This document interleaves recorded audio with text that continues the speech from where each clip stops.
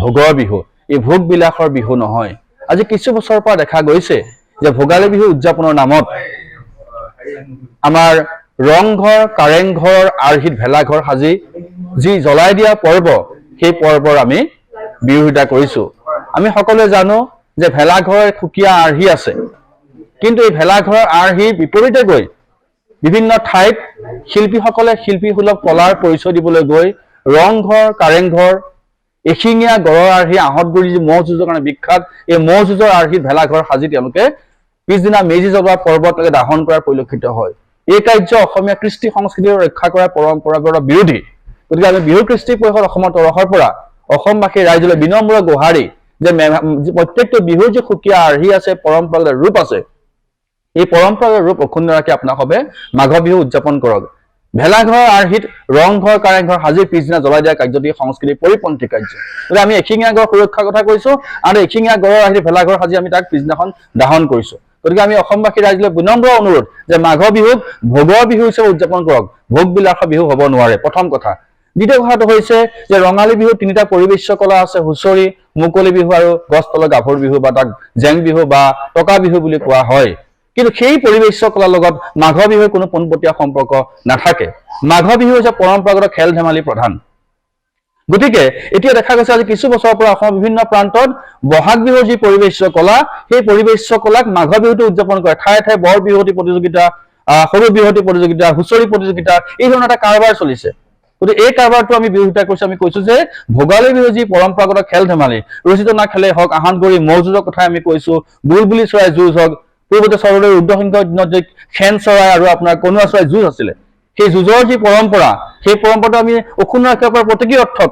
গতিকে আহঁতগুৰি ম'হ যুঁজ আছে, আমাৰ ৰচিতনা খেল আছে, এই পৰম্পৰাগত খেল ধেমালিবিলাক থকাৰ পিছতো কি কাৰণত আমি আমাৰ বহাগ বিহুৰ যি পৰিবেশ্য কলাৰ ৰূপ, সেই ৰূপে মাঘ বিহু উদযাপন কৰি আগবাঢ়িছো, ই কিন্তু আমাৰ সংস্কৃতিৰ প্ৰতি শুভ লক্ষণ নহয়।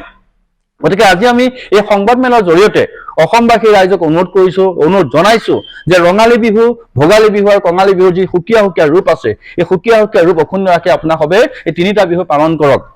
গতিকে আৰু এটা কথা আমি এই প্ৰসংগতে উত্থাপন কৰিব বিচাৰিছো যে ভোগালী বিহু উৰুকাৰ নিশা যি মেজি ভেলাঘৰত ভোজ খোৱাৰ যি পৰম্পৰা, সেই পৰম্পৰা গৈ আজি কিছু বছৰৰ পৰা দেখা গৈছে প্ৰাক ভোগালী উদযাপন। এই প্ৰাক ভোগালী উদযাপন বুলি কৈ মেজি জ্বলোৱা যিদিনাখন মেজি জ্বলোৱা হয়, মাঘ বিহুৰ পুৱতি নিশা মেজি জ্বলোৱাৰ যি পৰম্পৰা, সেই পৰম্পৰা আজি মাঘ বিহু কিছুদিন আগৰ পৰাই বিভিন্ন ঠাইত উদযাপন কৰাৰ পৰম্পৰা আহিছে। গতিকে এই ধৰণৰ কথাবিলাক আমি দুখ পাইছো যে অসমৰ কৃষ্টি সংস্কৃতি আমি নিজেই সুৰক্ষিত নকৰো, তেন্তে বেলেগলৈ আমি কি আঙুলি তোৱাম।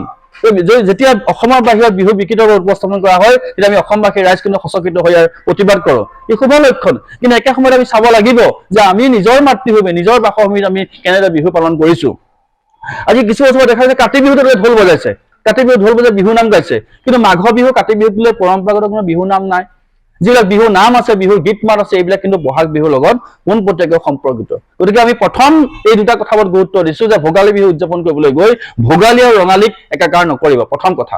দ্বিতীয় কথাটো হৈছে মাঘ বিহুৰ যি মেজি পৰম্পৰা, মাঘ বিহুৰ যি ভেলাঘৰৰ পৰম্পৰা, সেই পৰম্পৰাক জীয়াই ৰাখক, পৰম্পৰাক ৰক্ষা কৰাৰ নামত আধুনিকতাৰ প্ৰলেপ দি মাঘ বিহু আৰু বহাগৰ বিহুত একাকাৰ নকৰিব। এইখিনি কথা আমি কৈছো। আমাৰ উপসভাপতি মহোদয় আছে, আপুনি কয় মাত নমতে কথাটো ভুল হ'ব এই কাৰণে যে আপোনালোকে যদি আমাৰ ফেচবুক পেজ বিহু কৃষ্টি পৰিষদৰ আছে, আপোনালোকে গম পাব যেতিয়াই বিহু বিকৃতৰ ওপৰত উপস্থাপন কৰা হৈছে, বিহু কৃষ্টি পৰিষদৰ তৰফৰ পৰা গুৱাহাটীত সংবাদমেল সম্বোধন কৰি আমি এই বিষয়ে তীব্ৰ প্ৰতিবাদ কৰি আহিছো। ইতিমধ্যে আমি দুটা কেছো দিয়া আছে, আপোনালোকে জানি ভাল পাব। অলপতে যেতিয়া আমাৰ দিল্লীত বিহু বিকৃতৰ পৰিৱেশন কৰা হৈছিল, ফিট ইণ্ডিয়াৰ কথাই আমি কৈছো।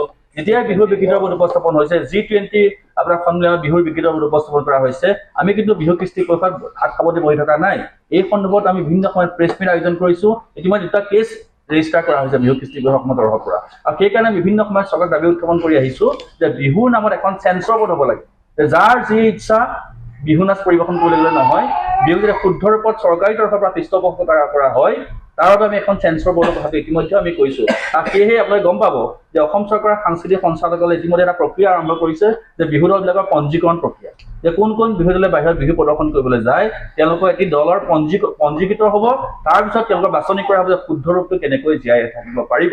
গতিকে আমি কৈছো যে এই কথাটো একেবাৰে ভুল যে বিহু কৃষ্টি পৰিষদ অসমীয়া প্ৰতিবাদ কৰা নাই। আমাৰ জিলাই জিলাই ইয়াৰ প্ৰতিবাদ হৈছে। আপোনাৰ শিৱসাগৰ জিলা সমিতিও এই ক্ষেত্ৰত পদক্ষেপ গ্ৰহণ কৰিছে। আমাৰ সম্পাদক মহোদয় আছে, তেওঁ আপোনাক জনাব পাৰিব। আমাৰ যিবিলাক বাতৰি কাকততে হওক বা সংবাদ মাধ্যমত যিবিলাক আমাৰ নিউজ হয় আমি সেইবিলাক আপলোড কৰি এইকাৰণে ৰাখোঁ ভৱিষ্যত ৰেকৰ্ডৰ কাৰণে।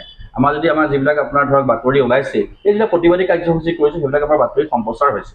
সেইকাৰণেহে ক'লো যে কেতিয়াবা ধৰক আমাৰ যিবিলাক এক্টিভিটি আমি কৰোঁ সেইবিলাক আমাৰ বিহু কৃষ্টি পৰিষদ অসমৰ ফেচবুকত আপলোড কৰা হয় যাতে বস্তুখিনি ৰেকৰ্ড হৈ থাকে, প্ৰথম কথা।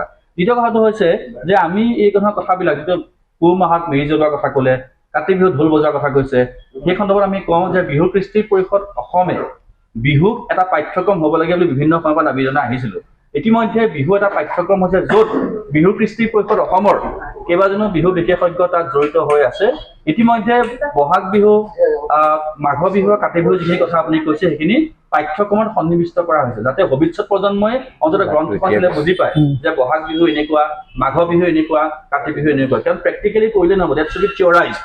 এখন গ্ৰন্থ যদি সন্নিৱিষ্ট থাকিব তেতিয়াহে এই কথাখিনি সুৰক্ষিত হ'ব, প্ৰথম কথা। দ্বিতীয় কথাটো হৈছে হুঁচৰি আৰু মুকলি বিহু একাকাৰ হৈছে।